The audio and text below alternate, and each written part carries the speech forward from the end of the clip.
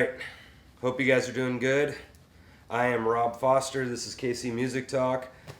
Thank you guys for watching all the videos. I haven't done one of these for a really long time because of COVID. So any of you guys that have been watching these, I'm sorry for the delay, but we're gonna kind of start these up again. And please feel free to subscribe and hit the like button. Very much appreciated. And so we're gonna get into this. We have a guitarist and player here in Kansas City, Stephen Campbell Beckinger. How you doing, man? I'm well. Thanks for having me. Yeah, no problem, man. So I mean, literally met you like this week at up at Lost Bar, and Well, we've crossed paths before. oh, have we really? Yeah. but Okay. It's been very passing. Okay, yeah. cool. Calling me out in front of everyone. No, just kidding. But went up to the jam and got to play with me and my buddy Scott, and then you were also there, and I got to hear you sing and play, and I was like, okay, I need to go talk to this guy, And so we talked a little bit, and then now you're here. So thanks for coming, man. Yeah, it's good to be here. Yeah. So a lot of people who I've had on the show, I know them really well, and I literally hardly know anything. So tell me like kind of how you got started and what you do and all that stuff. Well, I grew up in a family that played a lot of music, but we're probably a little bit unlike the Kansas City scene in that first off, it was almost exclusively country music that my family played, and because of that, they were probably a lot less about instrumentation and more emphasized vocal. And we'd have acoustic guitars and steel guitars and basses and a little bit of electric and that sort of thing. But it was really kind of a very vocal, harmonizing music kind of environment. And they believed in playing both kinds of music, country and western. That's my favorite line from Blues Brothers. I love that line. Yeah, and so that was sort of my formative years, and then when I went to college, I played in my first band. I never really was. I never thought of myself really as much of a guitarist as much as I thought of myself as a vocalist. And so I'm more of a vocalist who plays a little guitar than a guitar player that sings. Yeah. But I played for a few years at that period of time, and then I kind of went off into my career and didn't play for a long time. And so then You're just working? Yeah, just working, and I had sold my interest in a company that I had built, and had sort of a non-compete situation, so I was kind of on the beach for a while professionally, and decided to get back into music. Yeah. And during that time, I put together, this was on the West Coast, and I put together a band out in California, and we got really active, played a lot, did a lot of really cool gigs out there, traveled around a bit. And it was really a luxury situation for me because I didn't have to, I had some cash and I didn't really have to focus on making a living at that point. So I could just put all of my time and energy into the music thing. And we should talk about that. Yeah. Because that's a big deal. It is, yeah. And then the music started doing really well financially out there. And it's a really different environment just from the business side of music out there than it is here. Yeah. But then, when I got back into my career, I took a contract in Kansas City that required me to come here. And I was founding another company, and they gave me a multi-year contract if I'd agree to relocate to Kansas City.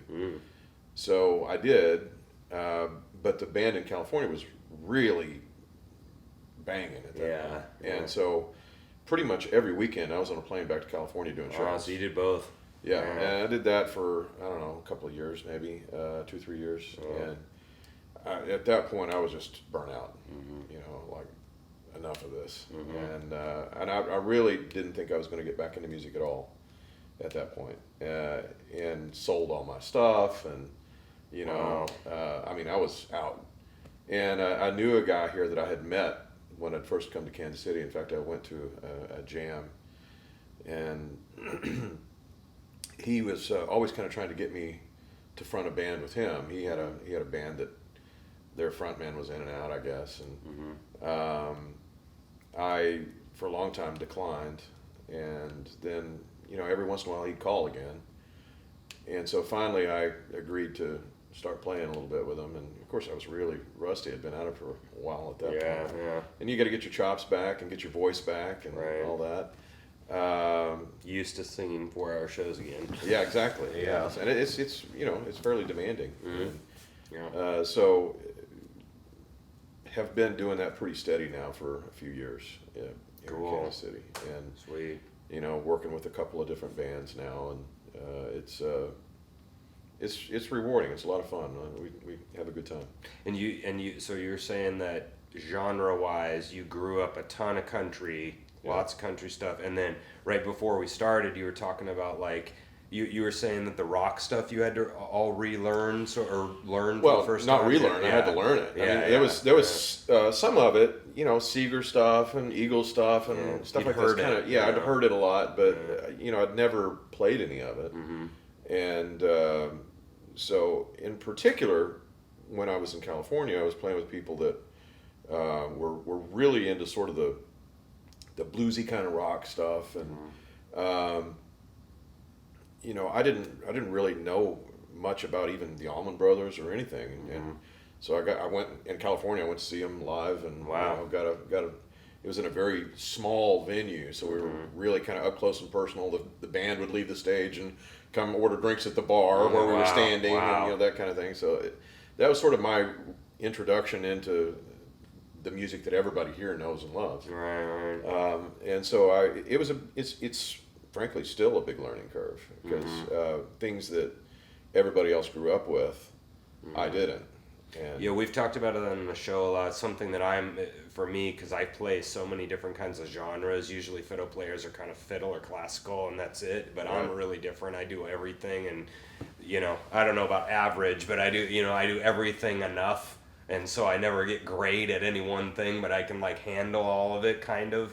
Right. And so that was like really fascinating to me about sort of the differences of, you can really, as far as I can tell, like rock, you can really like kind of go for it. Like the attitude is a little bit different. Yes. But it definitely there's not as, I would say a lot of times with, this is my own opinion, but country and rock, there's not the attention to detail like there is in classical. Yeah. But that's kind of similar, where if you kind of don't have the greatest tone or the best pitch ever, you can still easily get away with it if you have other qualities to your singing, for example. So I mean, well, for me, I guess I'm at the place now in my musical experience, I guess, where I'm not very easily satisfied by a single genre anymore. I love to sing rock. I've got my voice is, I've got kind of a big voice, and so really belting out a great rock tune is really a lot of fun for me. Sure. But then again, doing a really sweet, mellow ballad is also pretty satisfying. So I really kind of like to span the whole spectrum of vocal types of music, as long as it's not like just thrashing and things that don't require a lot of tone or anything like that.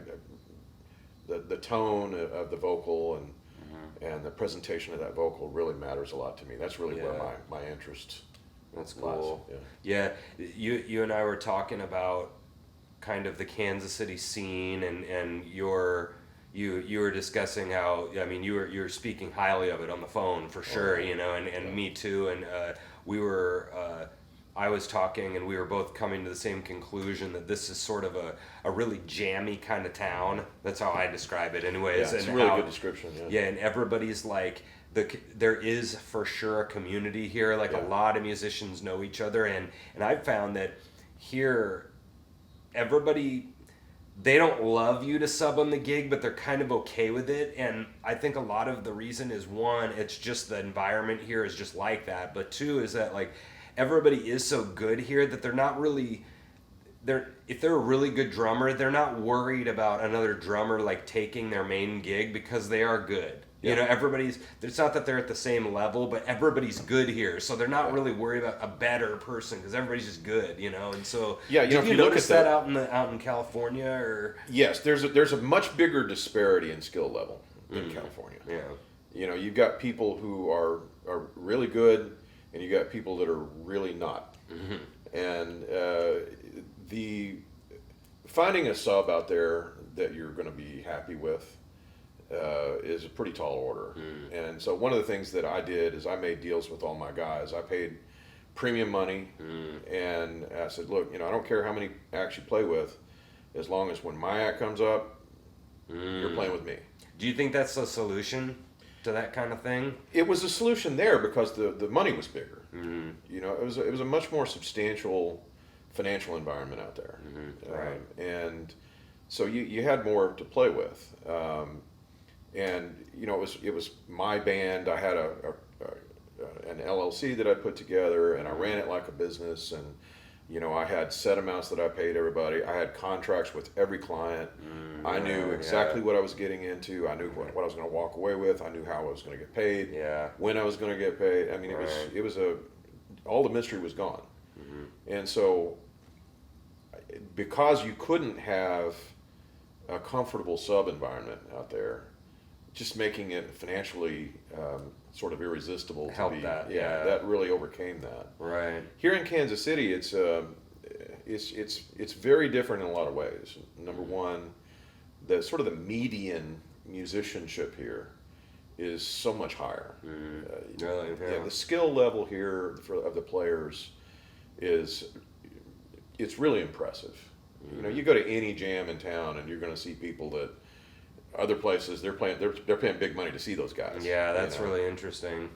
We get really. I said this on the phone too. We get complacent isn't the word. We get jaded. Yeah, jaded. Privileged is another way. You know, to just go to knuckleheads, and there's 5 or 6 really good players, and then there's another 13 that are pretty good. They can hang with the jam easy. You know, Right. I mean, they're doing their stuff, and you don't see too much really awful people up there, but it's easy to think that other places aren't like that. But you go down to Mississippi or pick a town and that you'd think might have some players and. I've heard this that our average jammers at like knuckleheads kind of like destroy them, and I'm surprised at that a little bit, but maybe I shouldn't be. Yeah, it's been as a guitar player, I'm very intimidated by the skill level that I find. Interesting. You know, it's because I'm just basically a rhythm guitarist, and that was never my focus. It was something that I picked up out of necessity because I had to accompany myself as a singer. And as I've gotten older, that's something I've had to give a lot more attention to and really try to hone my chops a lot more with guitar because the environment becomes pretty unforgiving when the median skill level is just so high. So you've really got to be able to, at a minimum, not get in people's way and not screw everybody else up. And optimally, add something nice into the mix that people appreciate hearing. Sure, yeah. So tell me, so we can make sure to get to it, tell me about this Missouri thing you've been doing. Yeah, Missouri, most people here, and in particular in St. Louis, Missouri's a very recognized name musically. The band was formed, I think, in the late 70s. Ron West was the songwriter. He grew up in a very musical family with his brothers and sisters, and they had other bands before, and they kind of all split off, and he formed Missouri, and he had a brother that formed Shooting Star, and so they created all these sort of iconic musical acts here in the Midwest. And about 3 or 4 years ago, I got a message on my Facebook Messenger that I didn't notice for a while, and then I got a phone call in addition to that from one of the original founding members of Missouri, and he said, I don't know if you know who we are, but we'd like you to come and talk to us about being our front man. And I'm embarrassed to say I was clueless. I had no idea who they were. And so I went and met with a couple of the founders, and they told me, look, we have been in this band. We were in it. We left. Ron kept it going, but now Ron, he's not really able to play anymore. But he would like to see the band get going again, even though he can't be a part of it. He's in support of us getting out and getting Missouri back in the marketplace. And so I listened to the music, and the music was good. It was all, good late 70s rock. And was it stuff in your wheelhouse, like right in the stuff that you usually do? Yeah. It was all original, obviously, but it was vocally, it was right where I needed it. Yeah. So it felt really natural, felt really good, and the guys in the band are great to work with. We've got 3 of us that are the new guys, and then you got the 2 founding members. We call them the OGs, the old guys, and so it's been a lot of fun working with them. Rusty Cruz, you probably know Rusty is a guitar player, and he and Dean have another band called Switch, and the 2 of them and me, Dean Foltz, Rusty Cruz, and myself are the new installations, and then of course Lane Turner and Bill Larson are the original guys. But the first gig that we did together was over in St. Louis at the KC Rock Fest, and I think there were about 20,000 people there, so it was quite an introduction to this original band. But, so your first gig with them, you play like in front of the Pope, and I'm just kidding. So like I've thought about that a lot with. I'm trying to think of some of the really famous times that's happened. I mean, definitely the Dwayne, right, dies, and then Dickie Betts sort of like kind of takes over. I'm thinking of for sure Rage Against the Machine. That guy didn't die, but he left the band, and then Chris Cornell comes in, and it's sort of the same but different, and like so how was that to like try to not exactly be him, because you're not tribute style. This isn't a tribute band to him, but like do your thing, but still kind of keep the flavor. Like how did you handle that? That's a great question. When we first started playing, it seemed it was pretty important to the original guys that I sound like Ron. And of course, Ron's passed away now, and I was certainly, at the time he was still alive, and I wanted to do honor to him, and I wanted to do honor to his family and that sort of thing. And I tried to listen to what he did and tried to really emulate his style, and realized pretty quickly that's not going to work, because I just, although we have a similar range and that sort of thing, my voice is just different. Yeah. And how do you think it was different? I think tonally it's different, and I use probably more or a different vibrato than he did. Okay. So it just you can tell it's not the same vocal. Sure. Yeah. And I talked it over with the guys, and we all just concluded, look, let's just try this as you. Yeah. And the songs are the songs, and let's see how it goes. And that seemed to work well. Yeah. So it's not exactly the same thing, but it's still got the same flavor. It's still got the same feel, the same vibe, same soul. Sure. Yeah. So the DNA is there. It's just got a little different window dressing. Yeah, sure. That's got to be tough, to take over when you have a band that it's like the prominent person. Another big one was Pink Floyd. Yeah. Right, with Sid Barrett was like you were saying earlier. The leader, the songwriter, the lead singer, and then they leave, and then it's like, but for example, Floyd. I mean, the Gilmore takes over, and they go, through the roof, now that they got, and that's a weird way to think about it, but that guy got gone. But yeah, Well, it's been tough. interesting because the audiences, I expected a fairly harsh reaction, and it was totally the opposite.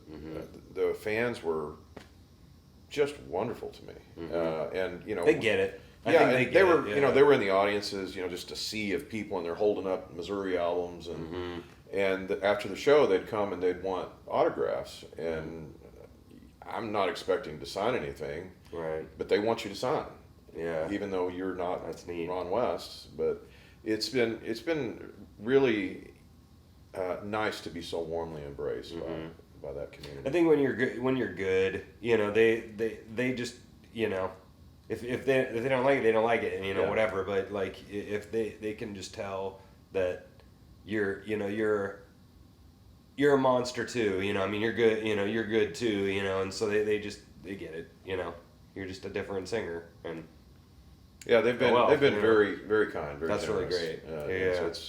it's been my concerns were for nothing apparently because people were just very gracious. That's great, yeah. So one thing you and I were talking on the phone that we sort of were getting into a little bit was the whole idea of bands and sort of the reason why a lot of bands don't make it and some of the reasons why they do make it. And you were talking earlier about sort of the money differences, how the whole thing is just, I get the impression that the whole thing is just bigger out there. It's on just a smaller scale, like money-wise in Kansas City, and you were talking about how you can use that as leverage to get the right people and whatever, and so with that idea, you were with the whole idea of bands in general and how to run them and whatever. You were talking about.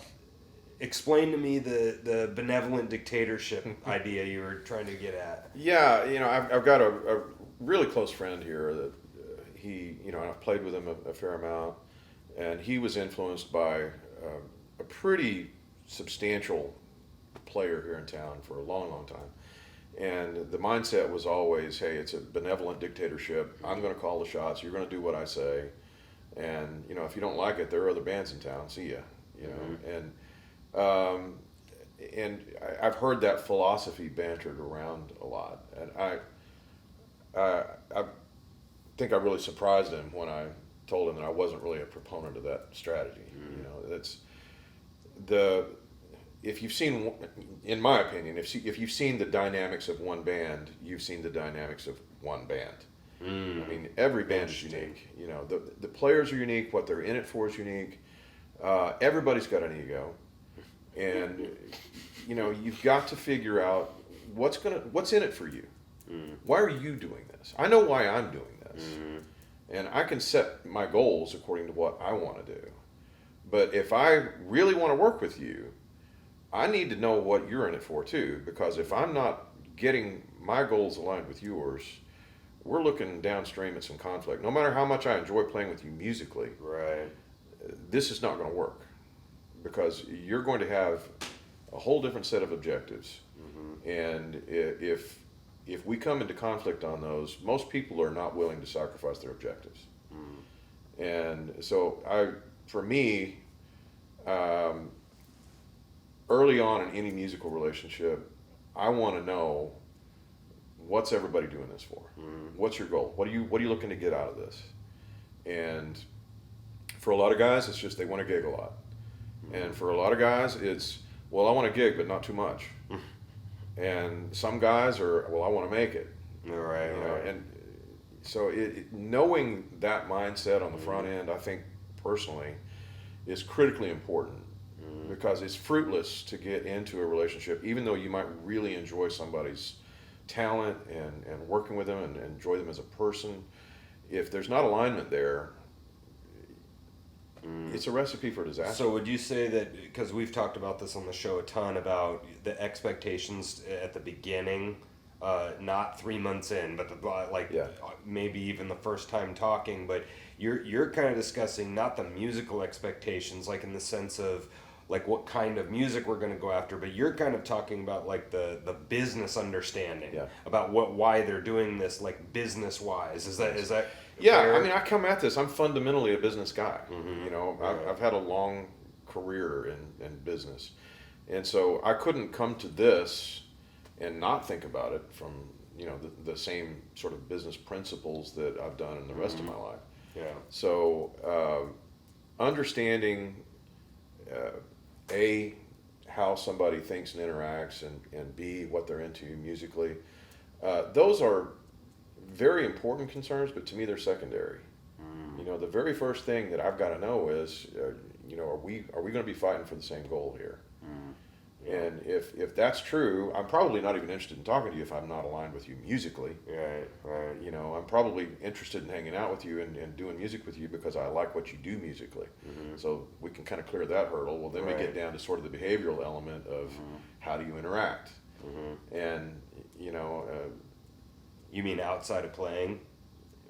Well, it's outside, inside. I mean, whoever you are is who you're going to be. Right. Yeah, sure. You know, so some people, you know, I've played with some people who are very self-focused, egocentric a little bit, and that's less fun probably for me than people who are more into, okay, well, let's win as a team. But a lot of bands do really, really well with somebody who's just very egocentric, and the show's about them, and you're there to make them look good. Yeah. So, you know, you got to ferret that out, I think, on the very front end, and then you got to sort of know as you're going along. It's like any relationship, there's going to be conflict. Sure. What are you expecting to come out of that conflict? Can you see getting through it? Is it going to be fairly easy to resolve because you understand how that person thinks? Or is it going to be pretty tough to resolve because that person maybe isn't so flexible? I mean, those are all really important questions to me. And so in the bands that I've played with, I mean, it hasn't been 100%, but I do have considerations for all those things in the very beginning, and try to make sure that there's compatibility from a business standpoint, from a relational standpoint, and from a musical standpoint. Yeah. And to me, when you have those elements, it's probably going to last. You're probably going to be playing together for a long time. Yeah, the bit I've been railing on this is probably one of the top 3 things I wanted to like personally say on the podcast, which is why I've been bringing it up so much every show, is that I think one of the big things that's lacking is just business awareness in bands. I think that's one of the biggest problems. I think the reason why they all go down is because of interpersonal relationships. I think that's why they fail, but the reason why they never get big is because I keep kind of being frustrated with my college years of we got taught how to play music beautifully, and that's what we did at college, but how to go find a gig, I mean, they're like crickets, you know, at college. You know, it's all the businessy stuff is really, it's not necessarily it's the most important thing, is you still got to play. I mean, you can't just be sitting there like this on a gig. But when everybody's a great player, you know, what separates the leaders from the pack? Yeah. It's how you do those things. And that's been a bit of a frustration for me in Kansas City, because business is done so differently here. How's it done differently? Well, like, for example, when I was on the West Coast, I think I mentioned this to you earlier, I had a contract for every show. Yeah. And I had everything buttoned up. I knew everything to expect. I knew what my outcome was going to be. I knew when I was going to get paid. I knew how much I was going to get paid, how it was going to come. I knew, hours. I knew what I was going to have available to me if there was a green room. I mean, I knew it all. Yeah. And all the mystery was gone. And every one of my guys knew what they were going to get. Right. And so everybody left happy. Yeah. Here, there are times when people don't even want to talk about the money. Well, come to a show. Okay, well, you feel like you're being a jerk if you're like, well, okay, now this is going to be X dollars. Well, let's just talk about it when you get here. No, let's talk about it now. Yeah. And, people don't do contracts here. Yeah, it's rare. I've heard some do. I mean, bigger shows, I'm sure do. I'm sure Knuckleheads have done a couple contracts. But Yeah. the. But I'm saying the majority of the shows 320 bars. If you're Yeah. getting 320 a night, that was my other question. Is that it is silly that a lot of people don't do contracts, but like, how are you muscling that afterwards? Right, when you don't get your 320, you gonna take them to court, Exactly. for 320. Right. It's like pay your lawyer, and then So I get it, but you think it's just so I'm hearing a tone of you think that's bad, right? I do kind of think it's bad. Yeah, to not like because it's a recipe for conflict. Contracts are designed to take conflict out of the equation. It creates definition. Everybody knows what to expect, and you're either good with it or you're not. If you're not, you don't do the contract. If you're good with it, okay, well, we move forward and we have a deal. Right. Here, it's almost frowned upon to try to get the definition that you would ordinarily get for a contract. It's almost like, well, you're difficult to work with. So that's a little frustrating. And again, as a business guy, you kind of ferret that out, and you want the work. You don't want to be You're just disagreeable. You know what I mean? Exactly, you're not going to be agreeable. You're not just going, oh yes, a club owner. Yeah. When it's actually the opposite, because it's good for them too. It's good for both sides. Everybody knows what they're getting out of the deal, Right. and the club owner can define their expectations and say, well, these are the hours, and these are the breaks, and these are the outcomes, and everybody wins if you do it the right way. Right. But it's more work. Sure. And I get that. Yeah. It's a lot of people don't like to be pinned down. Right. I See, the get club that. owner thing, I'm thinking more of the club owner, not the guys in the band necessarily, about why you would want the contract. Yeah. And so, yeah, I mean, it's that, to me, it's that kind of stuff. It's the contracty stuff. And then it's also, and I've had to kind of deal with this the last 10 years, is just, you can tell the guys that are interested in the internet and the guys that aren't.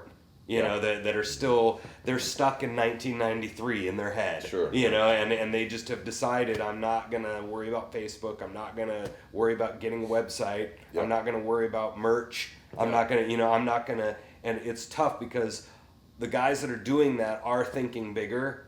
And I'm like, the bottom question that I'm trying to figure out is that we have so many bands, I said this on the phone, that are sitting here at these $300-400 gigs, and they go to a couple this bar, they play a couple times, they only bring 10 to 20 fans out, a couple of times, and the bar's like, well, sorry, and then you just go to another bar, and you just Right. another bar, and you just do this for 30 years, and you just get stuck at these. Watch, rinse, repeat. Yeah, watch, rinse, repeat. And so what I'm always fascinated by are the bands that are able, again, like I said, the Aerosmith stuff is silly, but the getting to go down and play at a Winfield Bluegrass Festival or a State Fair or, Friday Night Knuckleheads or, some of these bigger gigs that you can ask for 1,000, 2,000 and those guys that are doing those shows, and what's the difference? And if somebody would want to get there, how would they do it? And one of the biggest things that I'm thinking of is, one, the interpersonal relationships are, you've understood, they're all on the same page, and they're just thinking bigger. They want that is the second thing. And then the businessy, anything revolving around the businessy stuff is some of the stuff that these bands are lacking. I mean, what do you think of that? Is that what's stopping those, I think it is. I mean, I've seen a lot of musicians that I watch them play, and I'm like, why are you not on a bigger stage? And instantly the thought comes to my mind, because you don't think about business. You don't know how to present yourself in the way that's going to get you what you deserve for your skill set. And it's sad to me. I've seen guys that I've got enormous respect for musically, and they're doing little bar gigs, and I'm like, how are you still doing this? You should be on a much bigger stage. Right. So it's, and then you got some guys like I play with in my band Longshot, I play with some amazing players, and Quinn Harvey's a guy. He grew up in the music scene. He's a second generation. He was the guy artist. the other night, right? Yes. Yeah, that we saw. Yeah, And he's a pretty good guitar player, man. Phenomenal player. One of the few people that I know that all he does is music, and it's his living. Yeah. And he does very well.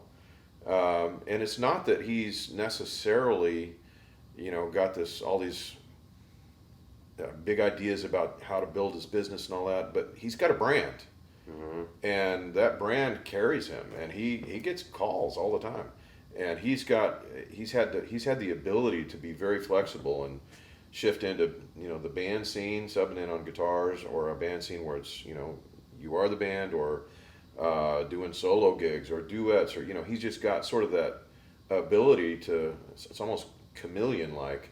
Whatever the need is musically, he shifts into it, and just that ability alone has really, I think, made it possible for him to make a living doing this.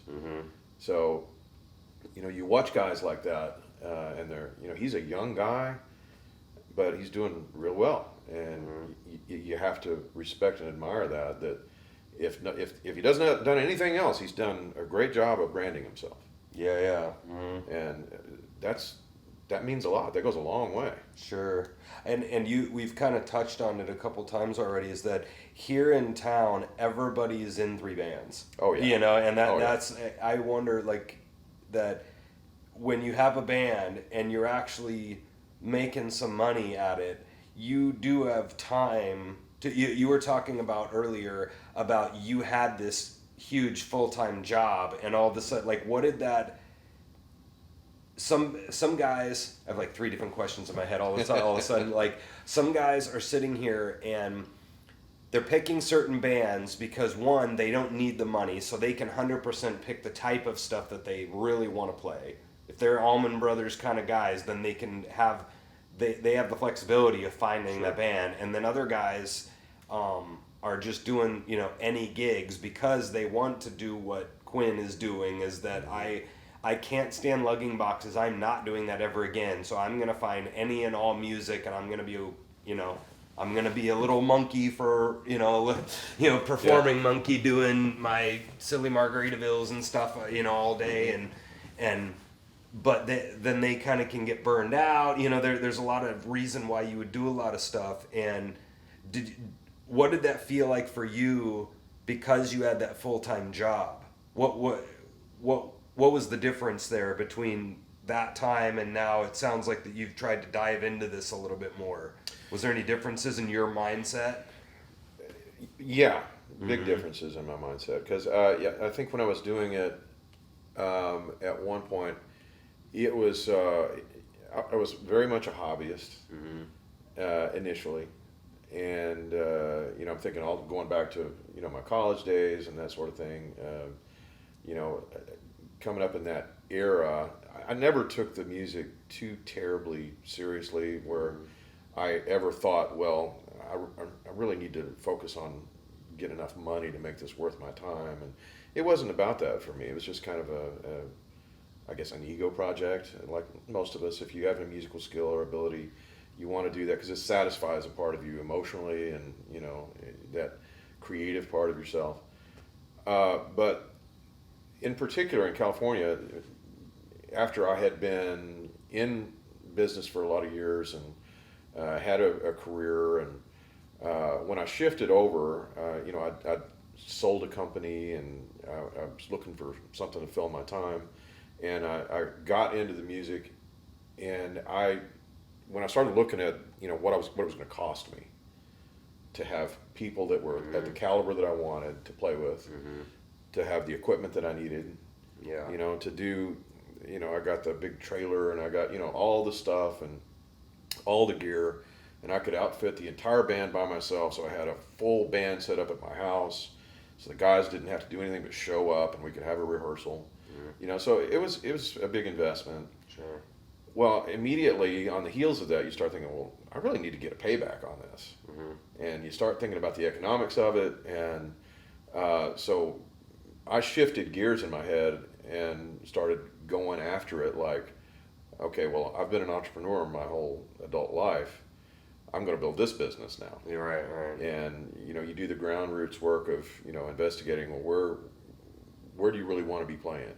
What kinds of venues play the kind of money you want to get? What do you see as the market opportunity? Mm-hmm. And I just started aggressively going after the market.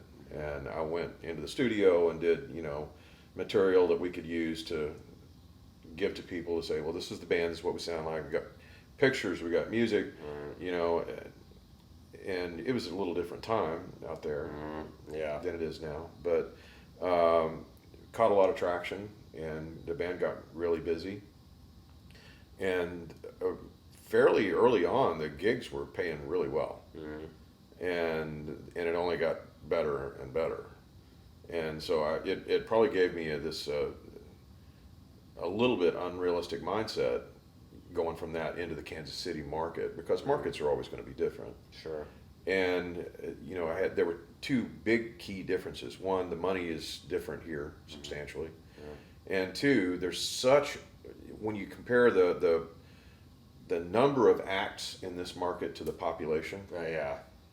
I mean, the saturation level is very high. Why would I pay you the kind of money you're asking for when I can go and pick 4 other bands that'll do it for half that? Yeah.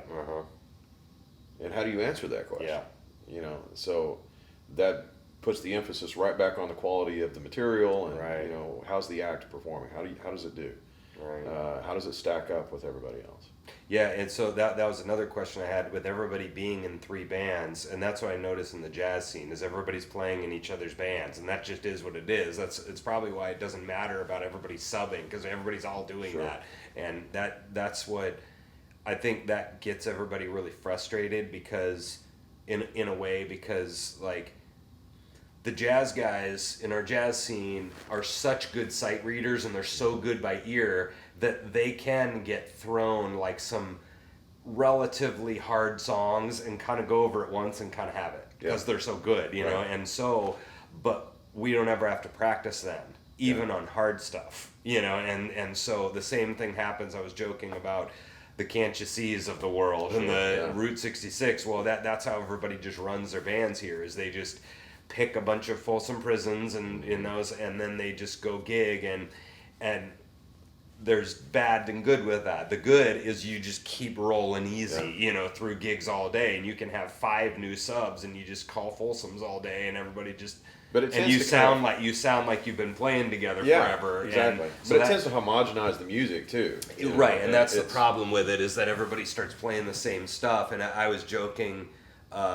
They did, I won't say who, but they started to do this country jam a couple years ago, and you came out to it, and then they, you know, kind of did Working Man, and then they did Folsom, and then, you know, kind of 2 others, and then we're running out of country songs we know, and like, okay, this is just a fucking blues jam. Exactly. You know, with country song, you know, and so, but like, with the 3, with everybody in 3 bands, I think that stops a lot of people, you know, because nobody can get any traction with anything. Well, I think I think it creates 2 problems.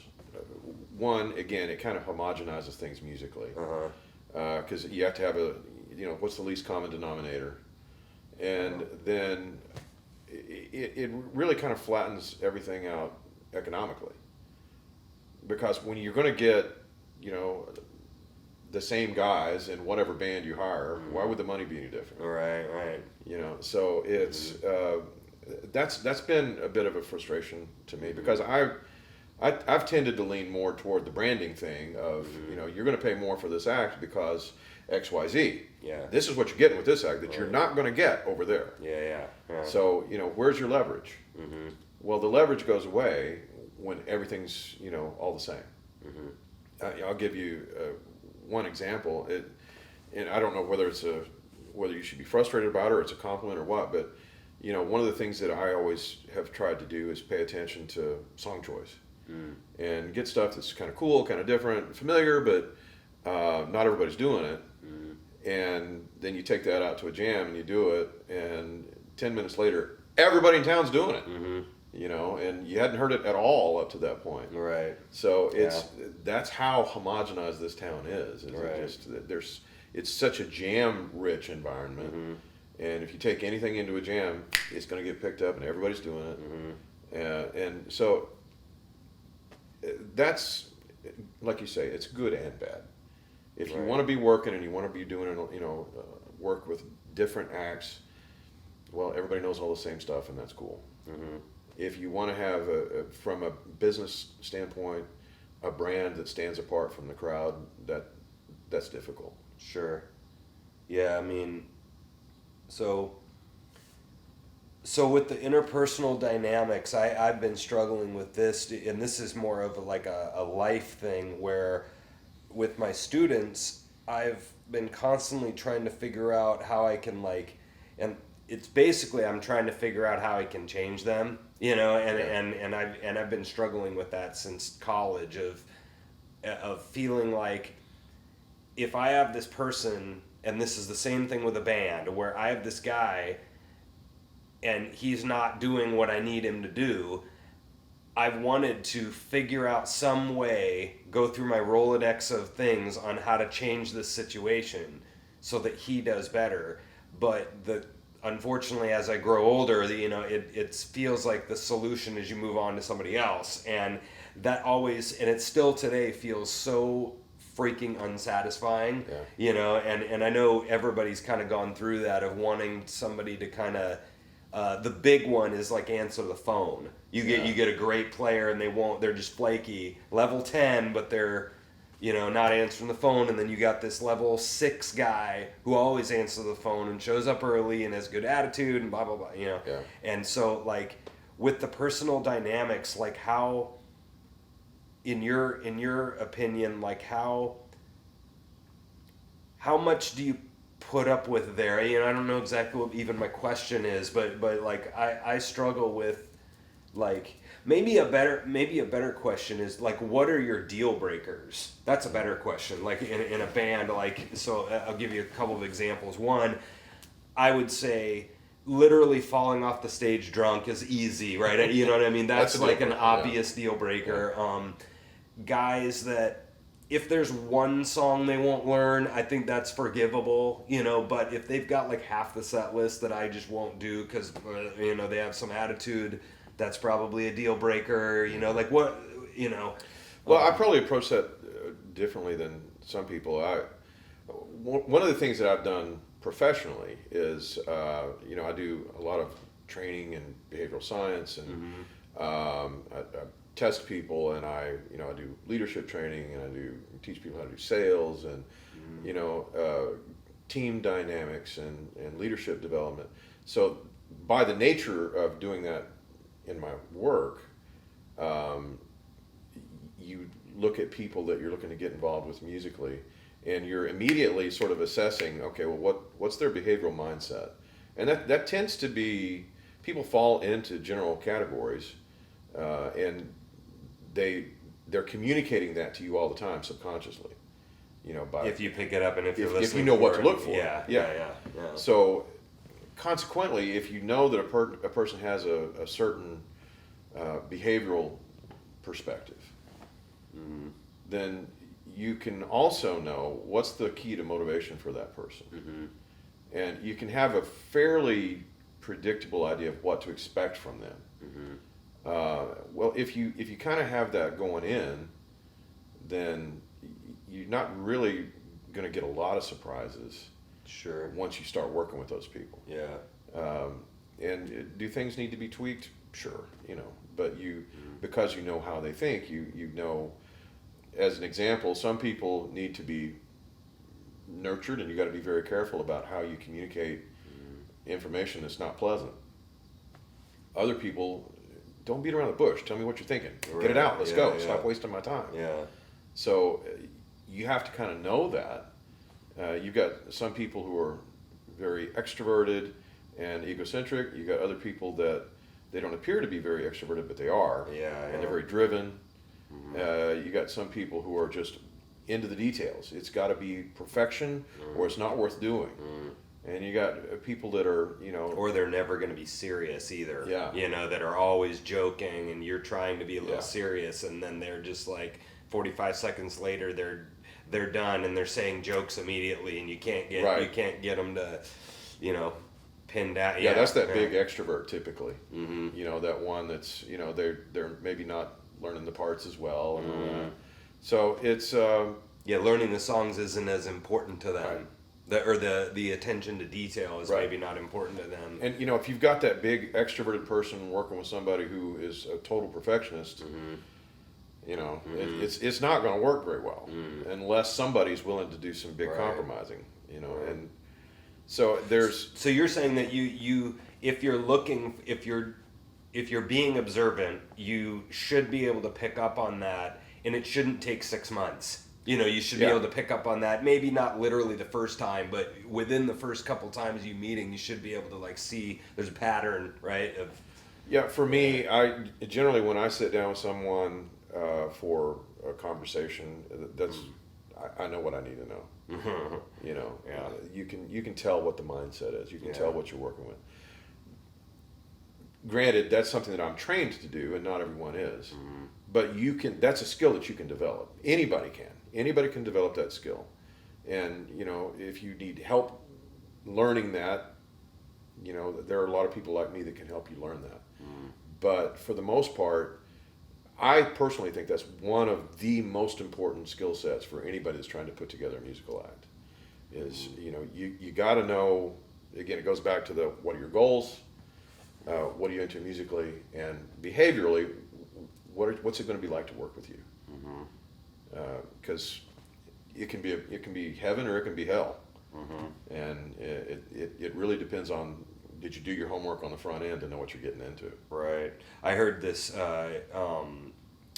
Somebody was talking on the show about, I don't want to even mention the band, but they were a Nashville band, and one of his sons came in to audition and came into room with a bunch of equipment. Nobody's in the room. They're watching on this is big time, and they're like play whatever song, guitar solo. So he plays it perfect or whatever, and they literally heard him for 3 minutes, and they're like, all right, we've heard enough. Let's go have a beer, and then they go talk for an hour and a half. Heard 3 minutes of playing, and I'm like, yeah, that's what's up. Yeah. They're doing what you're talking about. They're like, dude, we already know you can play. You're going to destroy this stuff. But what are you going to be like when we're in Wyoming, at 12:30 at night after the gig, after you've probably had a beer or whatever? What do you like, And so I thought that was really, really. Well, if you want it to be satisfying, most of us that play music, it's a source of pleasure. It's something that you enjoy doing. Even if you're doing it and making a living at it, you want to enjoy it. And so for me, I want to work with people that I really genuinely get along well with, and I enjoy them as people. Mm-hmm. It's not just that I like what they do musically, but they're people that I'd want to hang out with if we weren't playing music.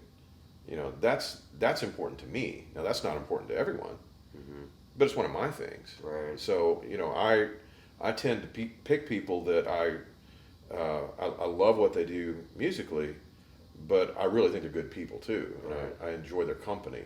Sure. So that takes the stress out of the equation for me. Oh yeah. When I can just when you're done playing, you can have a beer and hang out and be buddies. So I like that a lot. Yeah, the roles in the band, I've been fascinated by that too, since I ran my own band for a couple years, and just watching the dynamics and stuff, and it's funny to me because my role when we had our band with Scott going is that this other guy called me like a front lead kind of a thing, where it's like and this is kind of cheesy and self-serving a little bit, but he was like, I was kind of like the second in command on stage, sort of. My buddy was the front man, but I was like turning around and cueing everybody, and I was like, everybody like kind of knew that I've conducted, and like, I'm good at that, Well, I'm people kind of fall into those roles. And that's no matter what you define. Yeah. There's, the realism of what happens in the stage dynamic, and it doesn't matter really who's quote unquote in charge technically. Right. It's when you're on stage, people will gravitate to where they're going to feel led. Right. And also so it was on stage, everybody, and that was really nice because we had a kind of nice thing going on because my bass player was he went and dealt with sound. so Scott didn't have to deal with sound. I dealt with the whole stage, and so he can like focus on telling jokes, which is what he's really, and reading the crowd and picking songs and stuff by reading the crowd, and like, Right. and so we had this nice little thing going on that way. But it wasn't just about stage; it was also about off stage, which is what you're talking about with the attitude of like. Is everybody really clear about who is the leader here? Because there's some egos and some, I want it this way, I want it that way, and you like. So you're saying that some of that stuff, not even that'll work itself out, but I mean you've got to pick people going in, I guess, before Yeah. that even gets a chance to and there's be a problem. There are different kinds of leadership. When you're in a band dynamic, there are certain situations call for somebody else to kind of take point, depending on what's happening. Right.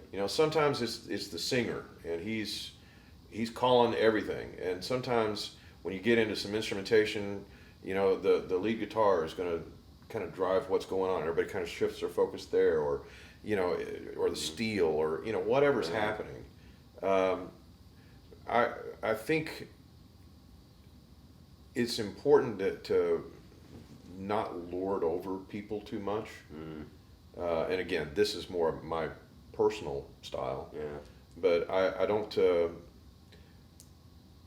don't make light of the fact that I'm not the only one on the stage that's got an ego.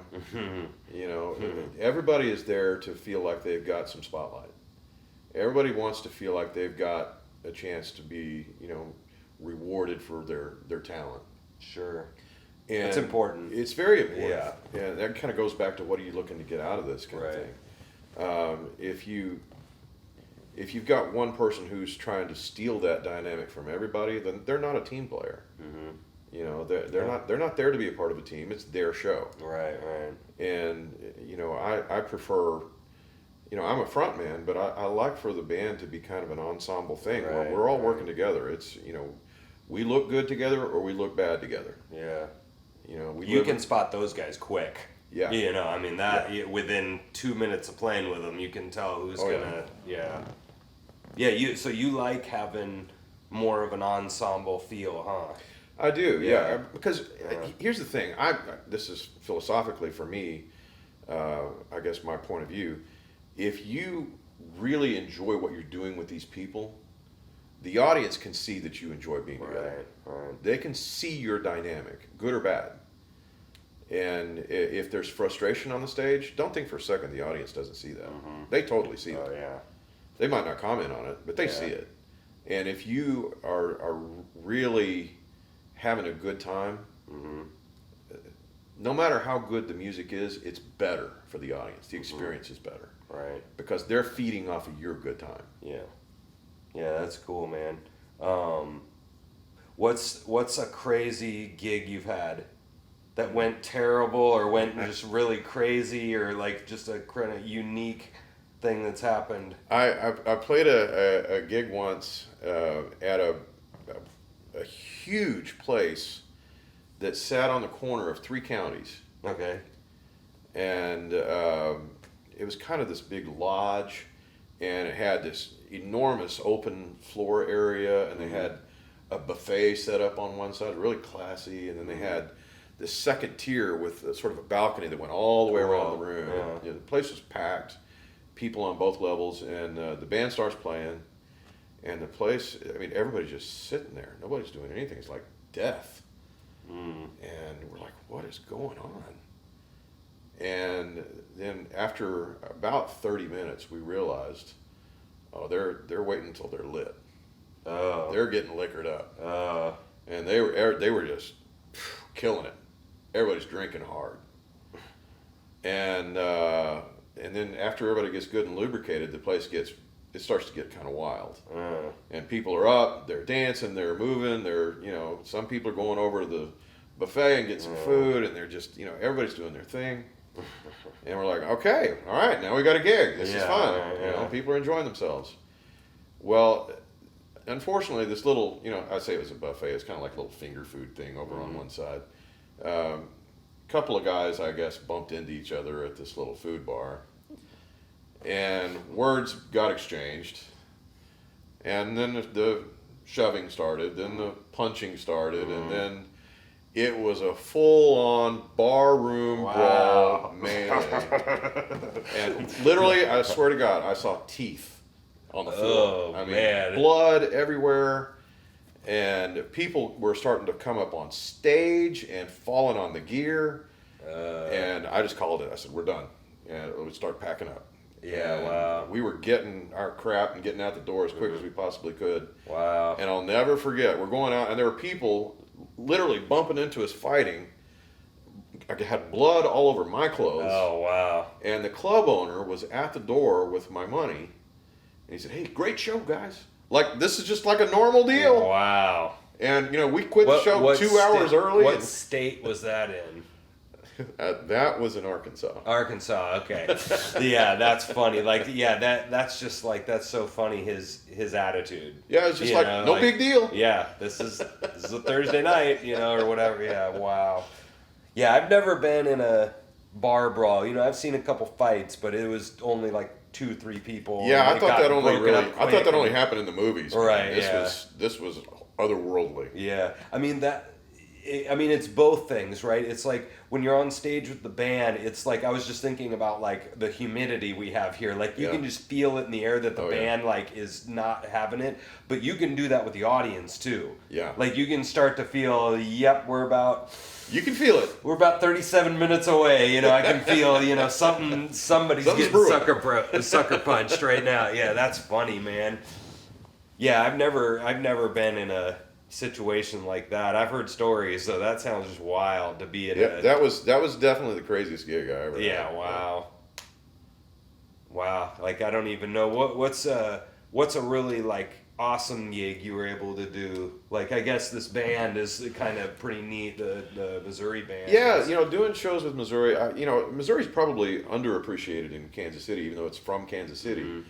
But they're played on the radio constantly, every day in St. Louis to this day. Yeah, wow. And so they've got an enormous fan base in St. Louis. So anytime you go over to that area and do a show, it's so much fun. And their crowds are just so receptive, and so it's I think that's it, at this point that's definitely a high point doing that. Yeah, that's great, man. On the other hand, the guys that I'm working with now, with my other band, Longshot, Quinn Harvey, Eric Nettle, Mike Padram, just real pros. Eric, if it makes noise, he can play it. The guy's unbelievable. Yeah. And he's working with those guys is it's a pleasure just musically. Because they're so good. Yeah. And there's not a huge percentage-wise a big number of bands here that have really big vocals and harmonies and all that kind of stuff. Yeah, that's one thing that Kansas City's sort of lacking in. Yeah. We have players out the ass. Oh, yeah, absolutely. We got players lined up down the block. Yeah. But yeah, vocals is a thing here that it's a little lacking. It's a little lacking. And so, this is a band that, we got the big harmony vocals and stuff like that. And that, for me as a singer, I just love that. Yeah. And Quinn and I, we trade off on fronting. We kind of co-front the band. And that's fun for me because I love doing harmony stuff as much as I love doing lead stuff. You're right. So being able to work with somebody that, we have radically different voices, but they just blend really well. And so it's so much fun to be able to do that as a vocalist and sort of ping pong back and forth with, am I doing a lead? Am I doing a harmony? And it's, right. And doing a Seven Bridges Road with just really big full harmonies, right, it's that's a blast. Right. And I haven't had the opportunity to get my fill of that yet. Right. Oh yeah. That's to me that's some of the most satisfying stuff I can do. And again, being a singer more than an instrumental guy, that's the biggest payoff I think that you can have. That's funny. Yeah, especially since you said that you were kind of more vocal than guitar, at least as a kid. So you've been more focused on that. It sounds like I've been singing kind of in the shower or whatever since I was a kid, doing all this ear training. So I've always had a pretty good ear and just humming and stuff.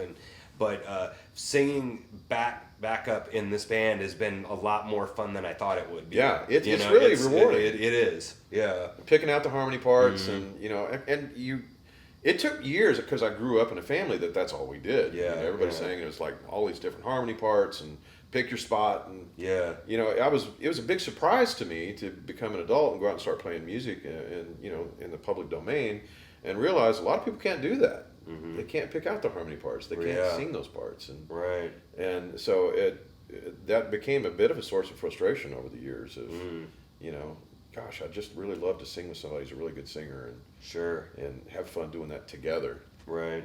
My problem is my voice is so low. So I have to go down the fifth or whatever. Sure, and like in our band, we desperately need that either woman or tenor or whatever. We need somebody up. Well, it's pretty cool because both Quinn and I can sing pretty high. Mm-hmm, that's nice. And so you can trade back and forth, and who's got the high part, and right. That's so fun. And of course Eric can fill in whatever part you need, and it's just it's very vocally rewarding with that band. Yeah, we don't have many of those Eagle style, got four guys, and it's just, wall Powerhouse, of vocals, which is really great, and it's bad when it's bad, but it's when they're trying to do it, but yeah. So kind of winding down here. What is, because this show is sort of for either the people that want to do more with their career, or specifically the kind of 20s-ish people that are trying to start going, and what would be your like top piece of advice for anybody like that? Well, for new people starting out, I would say always play with people who are better than you. Because they're going to pull you along. I mean, it was always my goal to be the least talented guy in the band, and I've, for better or worse, I've succeeded marvelously. I'm playing with people who are just exceptional, at least a step or two better than you. I think is pretty critical. You always want to be challenged. You always want to be pushed. Second, when you're criticized, take it, and don't get pissy, and that's a hard one, because people don't always criticize nicely, but instead of taking the offense, look for the truth in what they're telling you. Yeah. If you can do that, you'll be miles ahead. Listen to what they're saying, not how they're saying it. Yeah. And don't neglect the fact that it's not all about music. There's a whole other aspect to this, from a business standpoint, from a behavioral standpoint, from a goal standpoint. Those are so important, and it took me a long time to figure that out. I ended up being in a number of frustrating situations until I figured out, I could control this.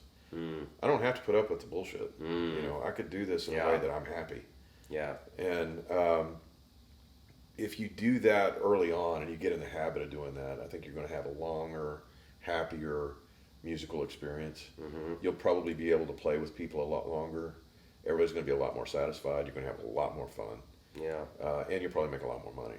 Yeah, that's a great piece of advice. I really like the take criticism a little better. That's hard. Yeah. Because a lot of times it's not personal. Yeah, but it always feels it. Oh, yeah. If the guy came in, I mean, okay, a great example is falling down drunk on the gig. It's like anybody that does that is going to get the same tongue lashing, So it's, I mean, yeah, it's you, but it's not you, it's the behavior. Yep. So like, and there's a billion other moments where, you keep missing the ending on this song, et cetera, 17 other examples, but it's hard. I mean, that's ego run amok, right? Right. I mean, yeah, that's great, man. So come out and see Missouri. Come see Missouri. Come see Longshot. Longshot plays a lot locally. Missouri's, I think we're doing the Northern Missouri State Fair coming up here pretty quick, and we've got a gig coming up at Knuckleheads. Longshot, we're playing Parkville Days actually next weekend. Cool. So we play all over the Kansas City metro and beyond, down at the lake sometimes, and just all Sweet. over. But yeah, Yeah, man. Got anything else? love your show. Thanks, Love what man. you do. I think it's really Thanks. valuable. It's it's such a. I was mentioning to you when we started. Kansas City's a very fraternal town musically. And if you don't know people, you know of people. So even for me, there's a lot of people I know of that I don't know, and you Yeah. talk to almost all of them. So if I want to get to know them, I can watch your show. Yeah. No, well, thanks, man. That's pretty cool. Yeah, thanks. It was really fun to hear you play the other night, and definitely I was like, the thing that I took away watching you is I'm like, this guy's a pro. Like, you've been playing you could tell you've been singing for years and playing for years, and you look like you've done this for years. Oh, That's thank what I you. got out of this. Appreciate That you're not a joke at all. Like, you look like you were a pro, and that's we see a lot of people at jams that are good, but you can tell they're not a pro. That they've been gigging many years in some decent gigs, and they come in looking like they're literally down to their wardrobe and everything, Yeah. So that's what I noticed. And it was really neat to hear you sing the other day, and I hope to hear you some more. But Stephen Campbell Beckinger. Yes. Yeah, thanks for coming, man. My pleasure. Yeah, Thanks, Rob. thanks. So that was Casey Music Talk. Again, we're gonna start these up again because of COVID. It was just kind of silly to do that, but anyway, we're gonna do some more interviews and talk to some more people around Kansas City and other places too. So, thank you guys for listening. See ya.